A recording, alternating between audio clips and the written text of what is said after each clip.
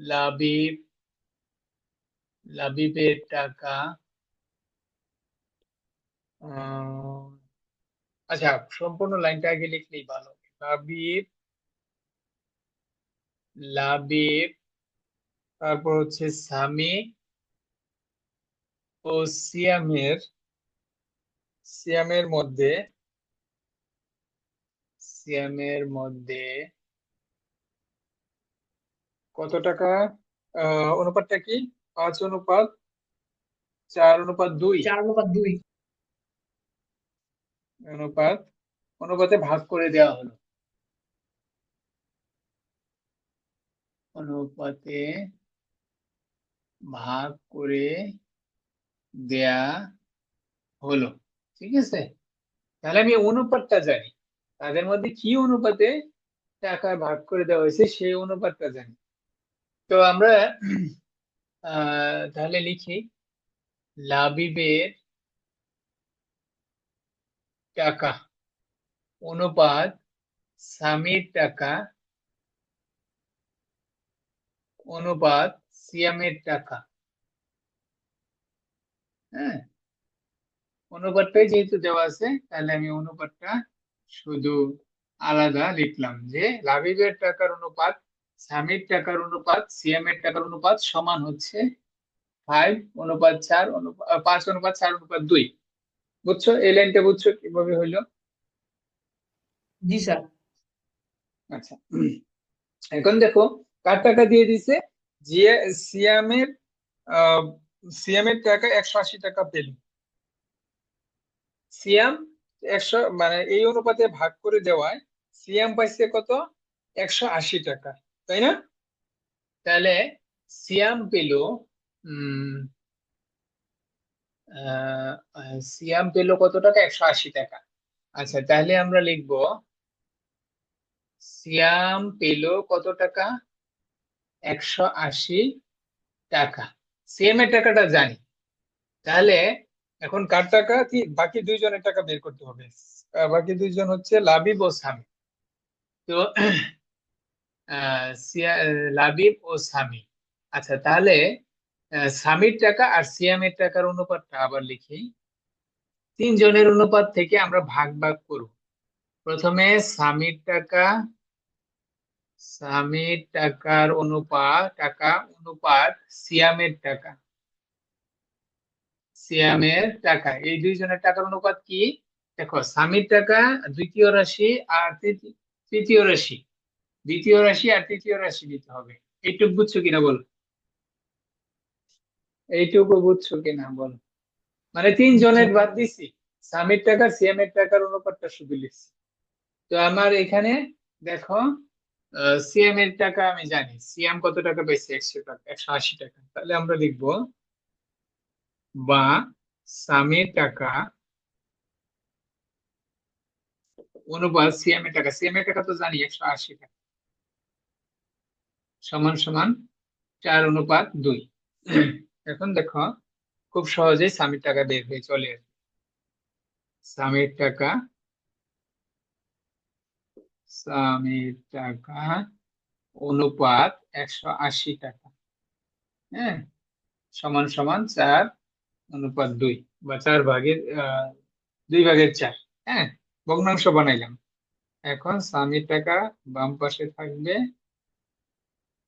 আর এরা সবাই ডান পাশে চলে যাবে, গুণ 180 টাকা। দেখো, 90 × 180, 360 টাকা। সুতরাং সামির টাকা 360 টাকা। একজন তাহলে সামির টাকা বের হয়ে গেছে, তাই না? সামির টাকা বের হয়েছে। জি স্যার। আচ্ছা, এখন ঠিক সেম একই ভাবে লাবিবের টাকা বাইর আর করা যাবে। বের করা যাবে, পারবে না? জি স্যার। হ্যাঁ, খেয়াল রাখবা যে নিয়মটা কি, এই জিনিসটা খেয়াল রাখবা। তাহলে পরেরটা আমি আর করলাম না, পরেরটা নিজেরা করবো। এরপরে দেখো, 10 নম্বর কি বলছে? 10 নম্বর কি বলছে দেখো, সবুজ, ডালিম ও লিঙ্কন 3 ভাই। হ্যাঁ, 10 নম্বরটা পড়ো। পরে গেলি, পরে। 10 নম্বর। সবুজ, ডালিম ও লিংকন 3 ভাই।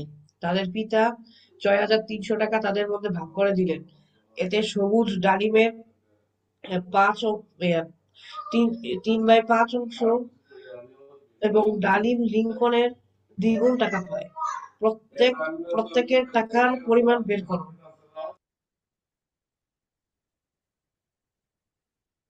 হ্যাঁ, এখানে সবুজ, ডালিম ও লিঙ্কন 3 ভাই। 3 ভাই, তাদের পিতা 6,300 টাকা তাদের মধ্যে ভাগ করে দিলেন। 3 ভাইকে ভাগ করে দিলেন। এই ভাগটা কিভাবে দিছে? সবুজ ডালিমের 5/3 অংশ পাইছে। সবুজ ডালিমের 5/3 অংশ পাইছে। ডালিম লিঙ্কনের দ্বিগুণ টাকা পাইছে। প্রত্যেকের টাকা পরিমাণ বের করতে বলছে। এখানে কিন্তু অনুপাতটা দেওয়া নেই। এখানে অনুপাতটা দেওয়া নাই। এই যে ধারাবাহিক, এই যে অনুপাত, এই ধারাবাহিক অনুপাতটা দেখো দেওয়া নাই 3 জনের। আর ধারাবাহিক অনুপাতটা যদি আমরা বের করতে পারি এরকম, তাহলে কিন্তু সবার টাকাই বের করতে পারবো। বুঝছো? বের করতে পারবো। তাহলে আমরা ধারাবাহিক অনুপাতটা কি একটা কৌশলে বের করি। একটা কৌশলে আমরা বের করি ধারাবাহিক। এই যে এই অনুপাতটা আমার লাগবে অঙ্কটা সমাধান করার জন্য, এরকম অনুপাত লাগবে। তো আগের অঙ্কের 9 নম্বরে অনুপাতটা দিয়ে দিচ্ছে, খুব সহজে বের করছে। কিন্তু 10 নম্বরে অনুপাতটা দেওয়া নেই, ধারাবাহিক অনুপাতটা দেওয়া নেই, মানে 3 জনের টাকার অনুপাত দেওয়া নেই। তো সেটা আমরা কিভাবে বের করবো দেখি। দেখো, প্রশ্নটা কি বুঝছো? কি বলছে প্রশ্নটা, কি করছে বুঝছো? জি স্যার। আচ্ছা, এখন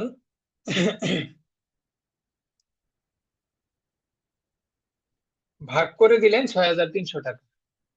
এটা প্রথমে লিখবা। ভাগ করে দিলেন কত টাকা? তার পিতা ভাগ করে দিলেন 6,300 টাকা। 6,300 টাকা। আহ সবুজ ডালিমের, সবুজের টাকা ডালিমের টাকার 5/3 অংশ। ঠিক আছে? সবুজের টাকা ডালিমের টাকার কত? 5/3 অংশ। সবুজের টাকা একটু সাজিয়ে লিখতে হবে এইভাবে। সবুজের টাকা ডালিমের টাকা,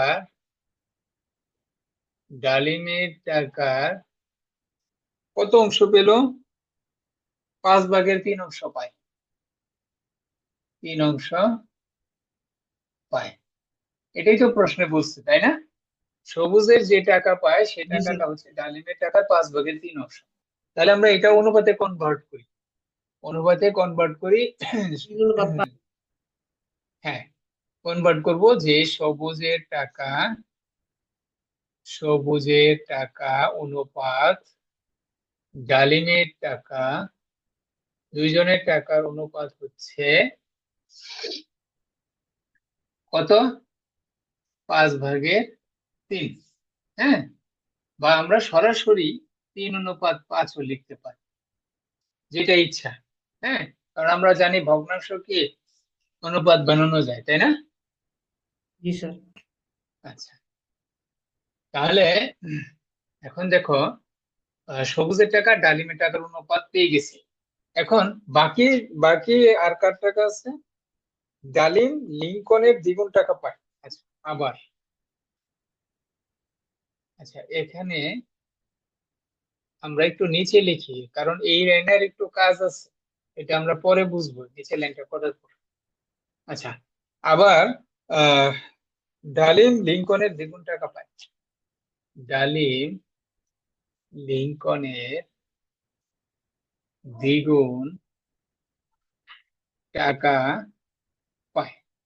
হ্যাঁ, যেহেতু দ্বিগুণ দ্বিগুণ টাকা পায়, তাহলে ডালিমের টাকা, ডালিমের টাকা অনুপাত লিঙ্কনের টাকা, লিঙ্কনের টাকা, দুইজনের টাকার অনুপাত কি? দেখো, ডালিমের টাকা লিঙ্কনের টাকার দ্বিগুণ। হুম, তাহলে ডালিমের টাকা কম, তাই না? ডালিমের টাকা কম না? ডালিমের টাকা লিঙ্কনের টাকার দ্বিগুণ। ডালিমের টাকা, এখানে প্রশ্নটা কি বলছে যে ডালিম লিঙ্কনের দ্বিগুণ টাকা পায়। তাহলে লিঙ্কনের টাকা যদি এক হয়, লিঙ্কনের টাকা যদি এক হয় তার দ্বিগুণ পায় না? দ্বিগুণ মানে কি? ডাবল। বুঝছো? জি স্যার। ডালিমের টাকা লিঙ্কনের যে টাকা, লিঙ্কনের টাকা যেহেতু বলা নাই যে, তাহলে আমরা এক ধরে নিলাম। তাহলে লিঙ্কনের টাকা এক হলে ডালিমের টাকা কি দ্বিগুণ মানে দুই হবে। ঠিক আছে, তাহলে অনুপাতটা তো আমরা পেয়ে গেলাম, 2:1। তাহলে দেখো, এই যে দুইটা অনুপাত, এই একটা অনুপাত এই অনুপাত, এই দুইটা অনুপাতকে আমরা কি ধারাবাহিক অনুপাতে রূপান্তর করতে পারি। ধারাবাহিক অনুপাতটা আমরা আগেই কিন্তু শিখে আসছি, ধারাবাহিক অনুপাতটা প্রথমেই শিখে আসছি। তো এখানে এই যে দুইটা অনুপাত আছে, এই দুইটা অনুপাতকে ধারাবাহিক অনুপাতে রূপান্তর করব। কারণ কেন, দেখো, এই যে দেখো, এখানেও ডালিম আছে, এখানেও ডালিম আছে। তো ধারাবাহিক অনুপাত আমরা কিভাবে করব, যে এই যে প্রথম অনুপাতকে দ্বিতীয় অনুপাতের পূর্ব রাশি দিয়ে গুণ করব। ঠিক আছে, পূর্ব রাশি দিয়ে গুণ করতে হয়, এটা কিন্তু আমরা আগেই শিখে আসছি। আমরা সরাসরি এইখানেও লিখতে পারি যে কোনো যে কোনো দুইটা অনুপাতকে, যে কোনো দুইটা অনুপাতকে ধারাবাহিক অনুপাতে রূপান্তর করতে গেলে কি করতে হবে, প্রথম অনুপাতকে দ্বিতীয় অনুপাতের পূর্ব রাশি দ্বারা গুণ করতে হবে। 3 গুণ 2, আবার 5 গুণ 2ও কি লেখা যাবে না? জি কফি লেখা যায় না? লেখা যায়। জি জি হ্যাঁ, তাহলে দেখো গুণ করলে কত আসে, 3 দুগুণে 6, আর এই পাশে এসে 5 দুগুণে 10। আবার দেখো, দ্বিতীয় যে অনুপাতটা আছে সেটাকে প্রথম অনুপাতের উত্তর রাশি দ্বারা গুণ করব। উত্তর রাশি দ্বারা গুণ করব, 2 গুণ 5 অনুপাত 1 গুণ 5। সাইড নোট দিবা যে উভয় রাশিকে 5 দ্বারা গুণ করে পাই। সাইড নোট দিবা, 5 দুগুণে 10, 5 একে 5। এখন দেখো, আমরা কিন্তু খুব সহজে লিখতে পারি যে সুতরাং সবুজের টাকা, সুতরাং সবুজের টাকা অনুপাত ডালিমের টাকা, ডালিমের টাকা অনুপাত লিঙ্কনের টাকা। দেখছো, এ, দুইটা অনুপাতকে ধারাবাহিক অনুপাতে রূপান্তর করলাম। লিঙ্কনের টাকা কি হবে, দেখো, এখানেও এখানেও 10 আছে, এখানেও 10 আছে, তাহলে দুইটাকে ধারাবাহিক অনুপাতে রূপান্তর করলে 6:10:5 হয়, তাই না? জি স্যার। আহ, আচ্ছা, দেখো আমাদের প্রয়োজন কি ছিল। দেখো, আমরা কিন্তু শুরুতেই বলছি আমাদের প্রয়োজন ছিল এই যে ধারাবাহিক অনুপাতটা বানানো। ধারাবাহিক অনুপাতটা এখন আমরা কি বানাইতে পারছি। এখন অঙ্ক কিন্তু একবারে সহজ।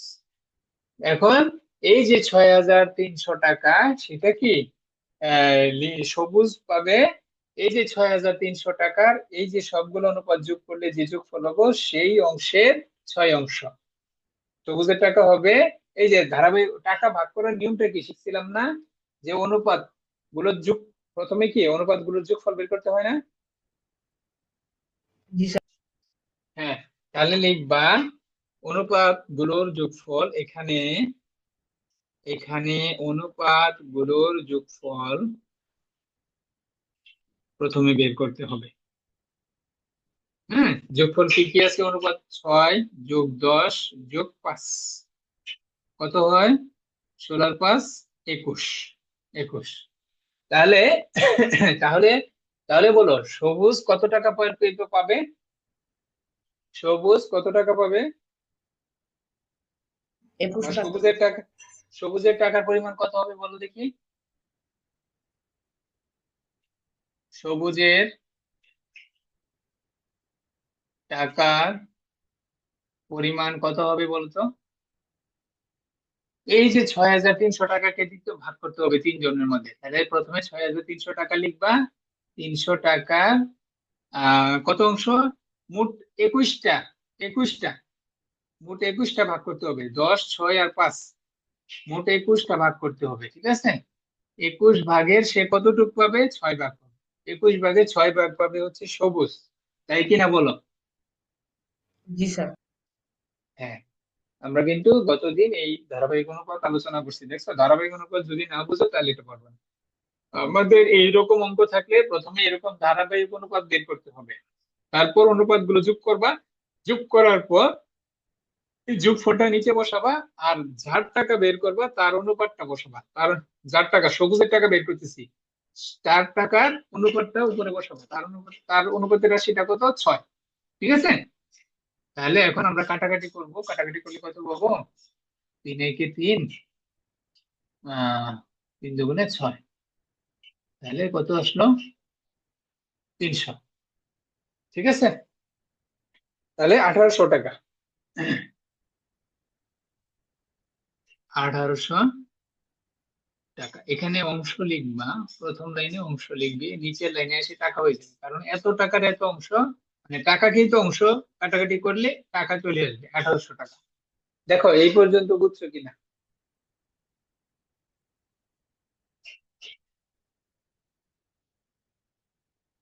এই পর্যন্ত বুঝছো? জি স্যার। তোমার আচ্ছা, কথাটা একটু অনেক মানে আস্তে শোনা যাচ্ছে। তাই? আয়েশা, কথা কি শুনতে পাচ্ছ? জি স্যার। তাহলে ওয়াফি তুমি একটু ডিসকানেক্ট করে আবার কানেক্ট,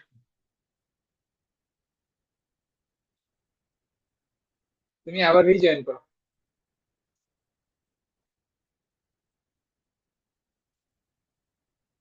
আয়েশা, এখানে বুঝতে পারছো কিভাবে আমরা করলাম? জি স্যার, বুঝেছি। সবুজের টাকার পরিমাণ প্রথমে আমরা বের করলাম। প্রথমে কাজ হচ্ছে আমাদের ধারাবাহিক অনুপাত বের করতে হবে, তারপর কাজ হচ্ছে ধারাবাহিক অনুপাত গুলো আমরা যোগ করি, কারণ টাকার পরিমাণ, হ্যাঁ, জমির পরিমাণ, এই ধরনের পরিমাণ আমরা যখন বের করি, তখন আমাদের কাজ হচ্ছে প্রথমে ধারাবাহিক অনুপাত বের করা, বা যদি দুইটা রাশি থাকে, মানে একটা অনুপাতই থাকে, তাহলে দুইটা ওই অনুপাতের যোগফল বের করা, তারপর যার যার অনুপাতে টাকার পরিমাণ বের করা। যেমন সবুজের টাকা হচ্ছে প্রথম অনুপাত 6, সবুজ এখানে প্রথমে আছে, এখানেও প্রথমে আছে, তাহলে 21 ভাগের 6 অংশ। ঠিক আছে, এখন শোনা যাচ্ছে ওয়াফি?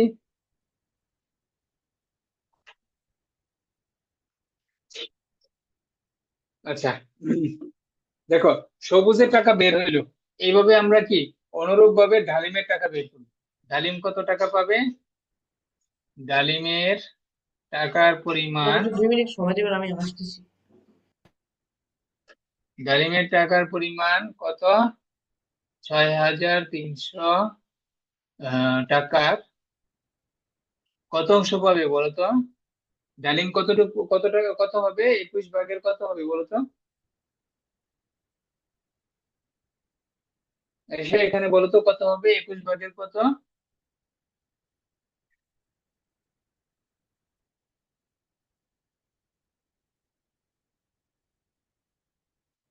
দেখো এই যে এখানে কত ধারাবাহিক অনুপাতে, দেখো ডালিমের টাকা দ্বিতীয় রাশি, তাহলে দ্বিতীয় রাশি কত আছে? 10। ডালিমের টাকা হচ্ছে 10 অনুপাত, ডালিমের টাকা রাশিটা হচ্ছে 10, তাহলে এখানে 10 হবে।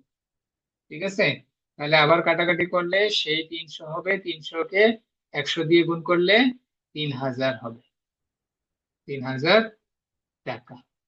ঠিক আছে, তাহলে ডালিমের টাকার পরিমাণ বের হয়ে গেল। ঠিক আছে, এবার আমরা কার টাকা বের করব? তিনজনের টাকায় বের করতে বলছে, প্রত্যেকের টাকা পরিমাণ বের করো। তাহলে এবার লিঙ্কনেরটা বের করবো, যে সবার শেষে লিঙ্কনের টাকা। লিঙ্কনের লিঙ্কনের টাকার পরিমাণ একইভাবে বের করতে হবে। 6300 টাকার কত হবে? 21 তো, ঠিক আছে, 5। এই যে লিঙ্কনের অনুপাতটা কত? 5, তাহলে এখানে 5 হবে, 5 অংশ, 21 ভাগে 5 অংশ। তাহলে 6300 কাটাকাটি করলে কত আসে? 300, 1500 টাকা। তাহলে তিনজনের টাকা বের হয়ে গেল। ঠিক আছে, তাহলে আমাদের 10 নম্বর অঙ্কটা এখানেই শেষ। 11 নম্বর কি বলছে? 11 নম্বর প্রশ্নটা পড়ো তো, এসে বলো দেখি 11 নম্বর প্রশ্নটা কি বলছে।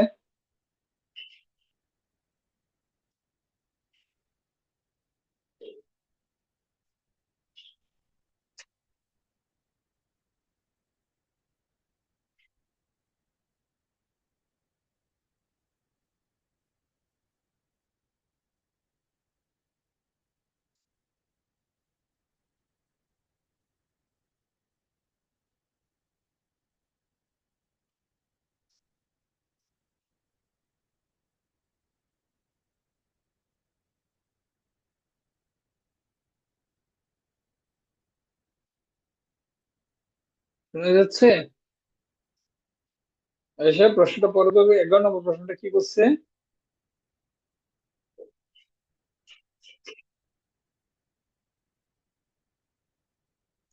এসে কথা কি শোনা যাচ্ছে?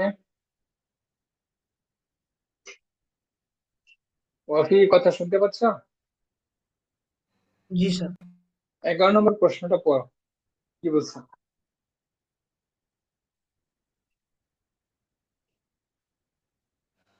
তামা, দস্তা ও রূপা মিশিয়ে এক রকমের গহনা তৈরি করা হলো। ওই গহনায় তামা ও দস্তার অনুপাত 1:2 এবং দস্তা ও রূপার অনুপাত 3:5। 19 গ্রাম ওজনের গহনায় কত গ্রাম রূপা আছে?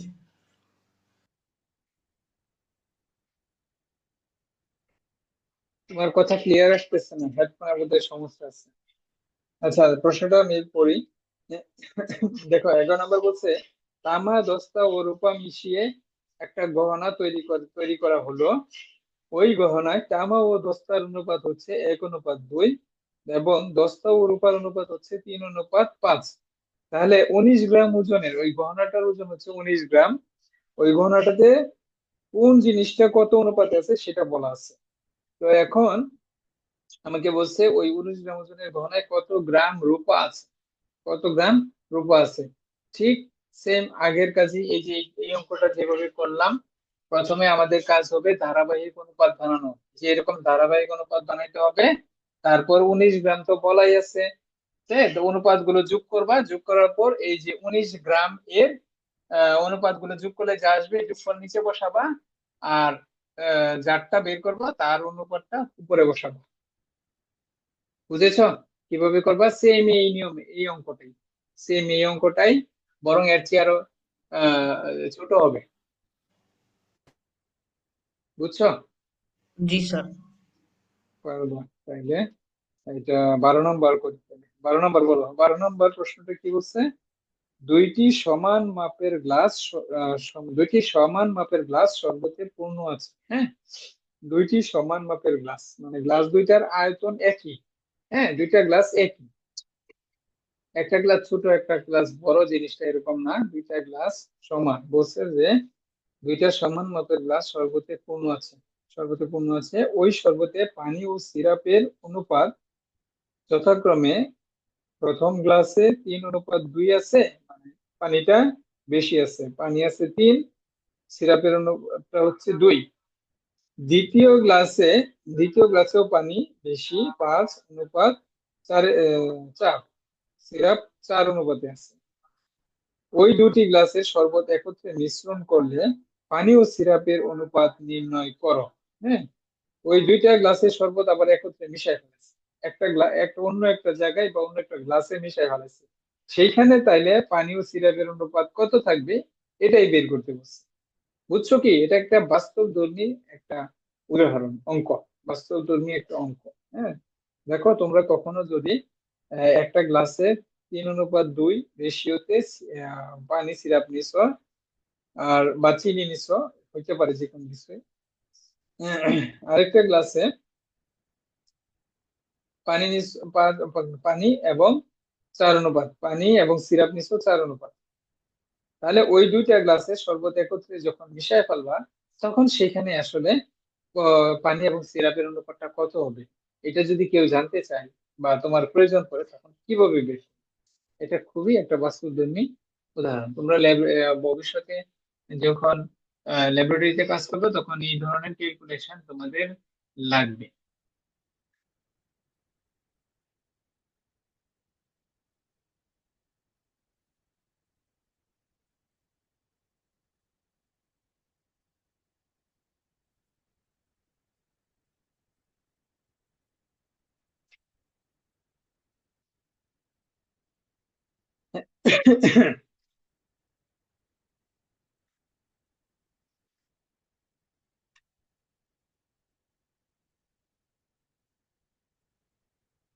আচ্ছা, তাহলে প্রথম গ্লাসে পানির পরিমাণ কত?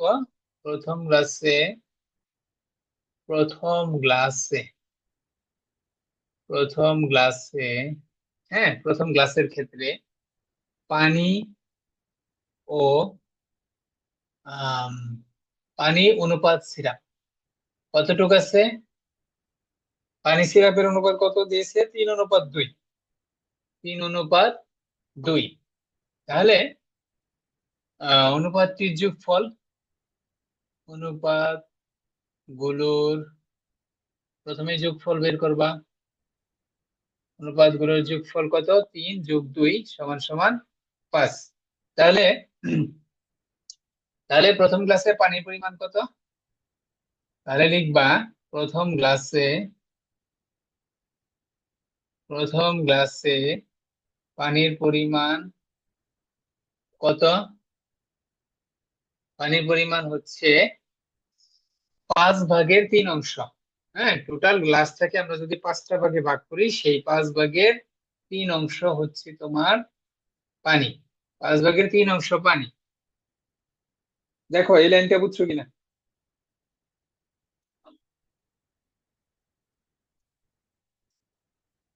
ভালো করে দেখো এই লাইনটা বুঝছো কিনা। এই লাইন না বুঝলে পরের লাইন আরো বুঝবা। অফি বুঝছো?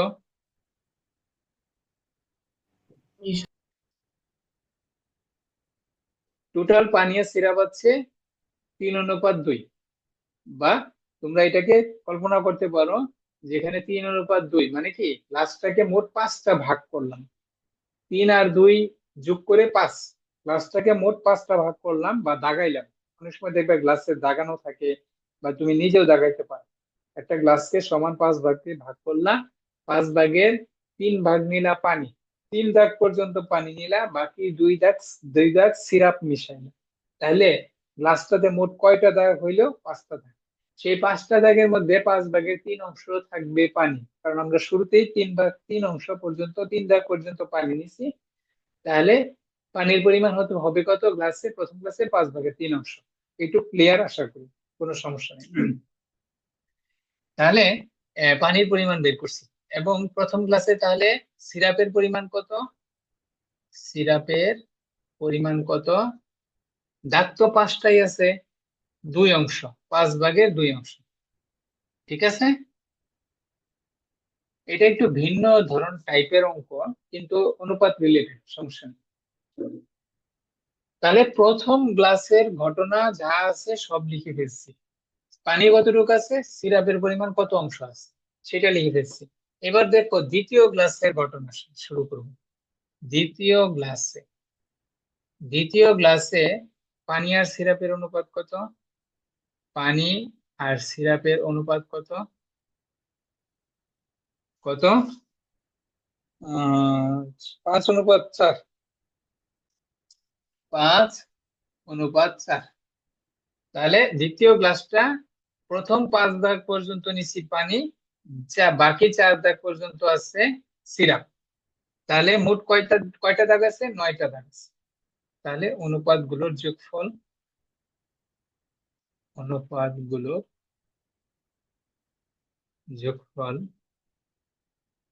5 আর 4 যোগ করলে কত হয়? 9।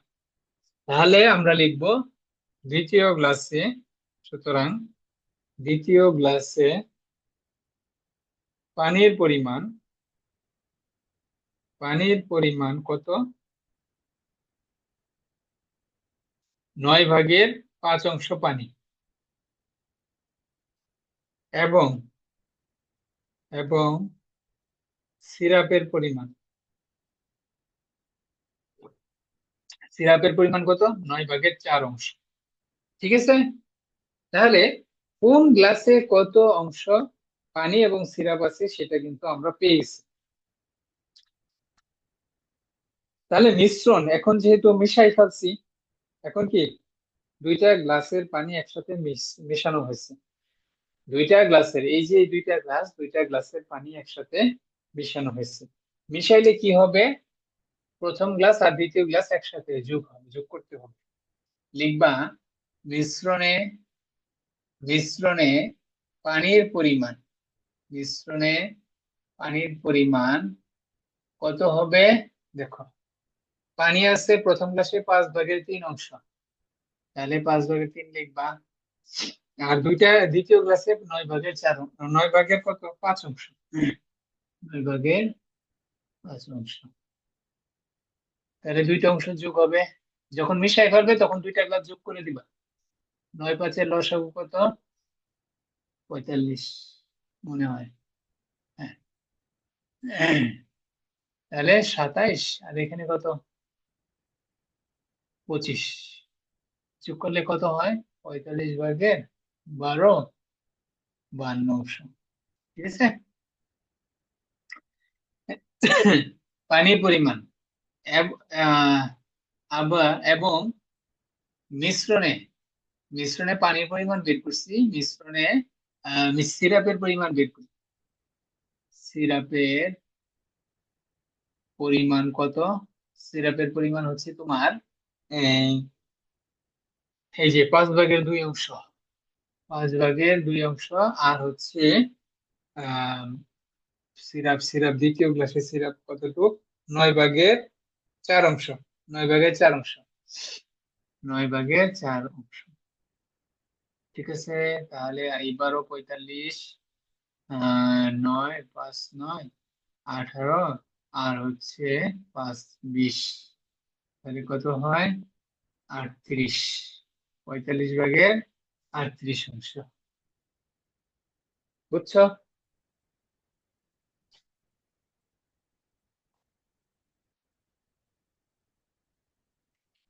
তাহলে মিশ্রণে পানি, এবার কিন্তু আমরা যেহেতু দুইটা অংশ পেয়ে গেছি, কোনটা কত অংশ আছে তাহলে লিখতে পারি আমরা মিশ্রণে। সুতরাং মিশ্রণে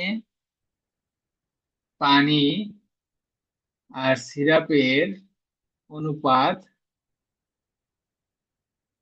পানি ও সিরাপের অনুপাত সমান সমান। দেখো, পানি আছে 45/52 অংশ, আর সিরাপ আছে 45/38। ঠিক আছে, অংশ লিখবো না, কারণ অনুপাত লেখার সময় একক লেখা লাগে না। ঠিক আছে, তাহলে দেখো, এই দুইটাকেই 45 দিয়ে গুণ করলে কত পাবো? কাটাকাটি করলে 52 পাবো, আর এখানে 38 পাবো। লিখে দিবা 45 দ্বারা গুণ করে উভয় রাশিকে। এখন দেখো, 52 আর 38কে আবার কাটাকাটি করা যায়, তাহলে গসাগু দিয়ে ভাগ করো। গসাগু কত আসবে? 2 আসবে। 2 দিয়ে ভাগ করো 26, 2 দিয়ে ভাগ করো 26, আর এখানে 19 লিখে দিবা, উভয় পক্ষকে 2 দ্বারা ভাগ করে। এখন দেখো, মিশ্রণে পানি এবং সিরাপের অনুপাত চলে আসছে। বুঝছো? জি স্যার। আয়েশা, কি বুঝছো?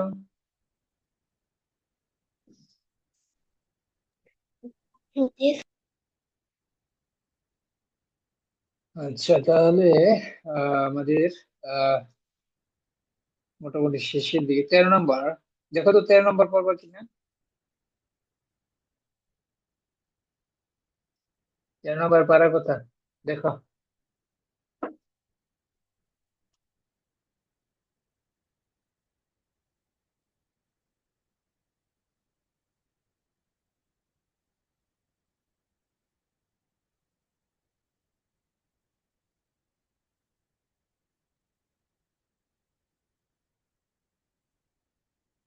অভি, দেখো তো 13 নম্বর পারবা কিনা, না পারলে বলো।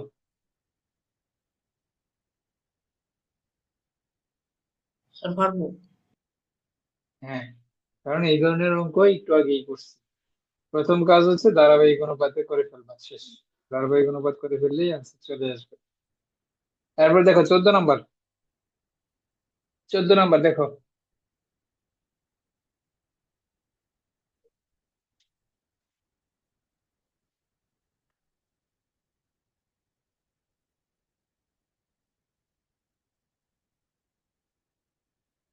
সেম এই অঙ্ক করে আসছি। দেখো 8 নম্বর।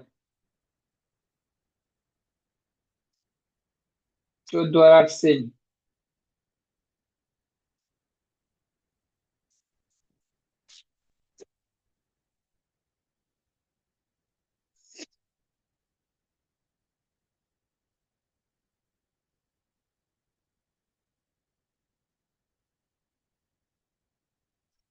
পারবা?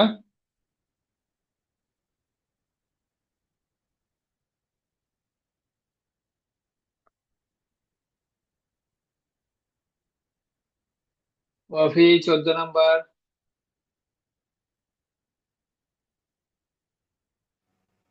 জি স্যার, পারবো না, বুঝাই। সেম, হ্যাঁ 8 নাম্বার আর সেম। 14 8 নাম্বার যদি পারো, আর 14 নাম্বার সেম। 15 নাম্বার। দেখো তো 15 নাম্বার, আজকে ওদের শেষ। 15 নাম্বার বলো কি বলছে। স্যার একটু বুঝাই দেন এটা। কত নাম্বার? 15। এই 15 তো সেম, আগে করে আসছি। এই দেখো, পিতা পুত্রে, 3 পুত্রের বয়স দেখো, একটু সেম আমরা এটা করে এসেছি। 7 নাম্বারটা দেখো, 7 নাম্বার আর 15 সেম।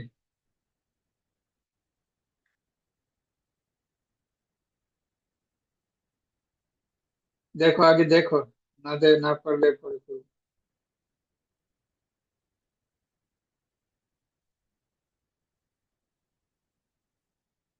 স্যার পারবো না। পারবা না? ঠিক আছে।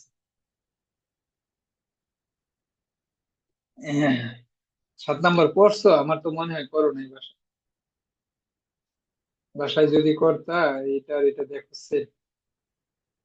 কবির সাহেবের 3 পুত্রের বয়স যথাক্রমে 5 বছর, 7 বছর, 9 বছর। তিনি 4200 টাকা 3 পুত্রকে তাদের বয়সের অনুপাতে ভাগ করে দিলেন।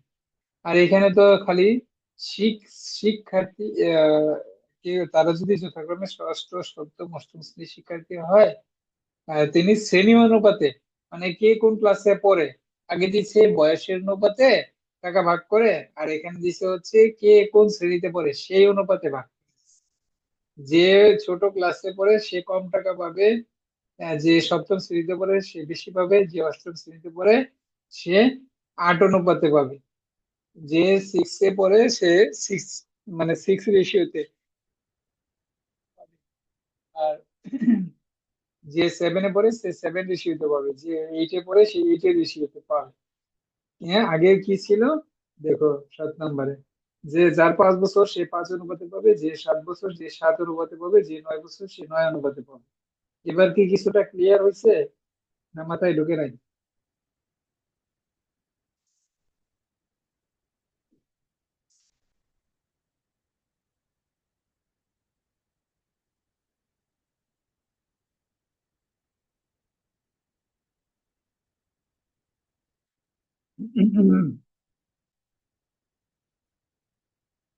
বলো।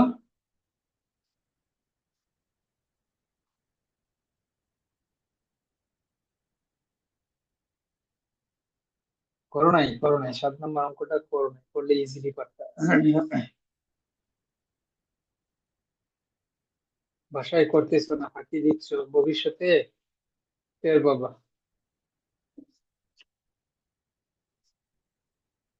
ফাঁকি দিলে তোমার নিজেরই লস।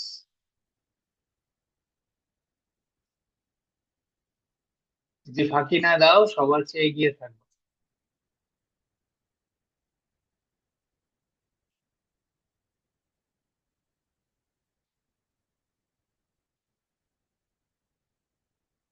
দেখো, প্রশ্ন যেটা দিছে, যে 3 জন ছাত্রের মধ্যে 4200 টাকা শ্রেণী অনুপাতে ভাগ করে দেওয়া হলো। হুম, তাহলে মোট টাকা হচ্ছে 4200। মোট টাকা 4200 টাকা। এই টাকাটা 6, 7, 8-এর ছাত্রের অনুপাতে, এই শ্রেণীর অনুপাতে ভাগ করে দেওয়া হবে 3 জন শিক্ষার্থীকে। হ্যাঁ, হয়তো বা কোনো কারণে ভালো রেজাল্ট করছে এই জন্য দিতে পারে, যে অথবা কোনো খেলায় ভালো রেজাল্ট ভালো করছে, তাহলে যাই হোক যে কোনো কারণে হোক দিবে শ্রেণী অনুপাতে। তাহলে 3 জনের শ্রেণী অনুপাতটা কত? 3 জনের শ্রেণীর অনুপাত কত? একজন, অনুপাতগুলো কি কি হবে 3 জনের? একজন 6, আরেকজন 7, আরেকজন হচ্ছে 8। এই অনুপাতে 3 জন টাকা পাবে। হ্যাঁ, এই অনুপাতে 3 জন টাকা পাবে, যে যে ক্লাসে পড়ে সেই অনুপাতে টাকা পাবে। তাহলে প্রথম কাজ হচ্ছে আমাদের যে এরকম অনুপাত থাকলে ও টাকা ভাগ করে দিয়ে নিয়মটা হচ্ছে প্রথমে অনুপাতগুলো যোগ করে ফেলতে হবে। প্রথমে অনুপাতগুলো যোগ করে ফেলতে হবে, অনুপাতগুলোর যোগফল কত হবে? 6 + 7 + 8, 13। 13 আর 8 কত? 8 × 6 = 14, 14 আর 7 21। 21। এখন দেখো, যে ষষ্ঠ শ্রেণীতে পড়ে, ষষ্ঠ শ্রেণীর ছাত্র পাবে কত? তাহলে যে ষষ্ঠ শ্রেণীতে পড়ে সে কত টাকা ষষ্ঠ শ্রেণীর ছাত্র পাবে হচ্ছে তোমার এই 4200 টাকার 200 টাকার কত অংশ পাবে? মোট 21টা ভাগ করা হয়েছে। এই টাকাটাকে মোট 21টা ভাগ করা হয়েছে। 21টা ভাগ করে 21 ভাগে 6 ভাগ পাবে, যেহেতু সে 6-এ পড়ে 21 ভাগে 6 ভাগ পাবে।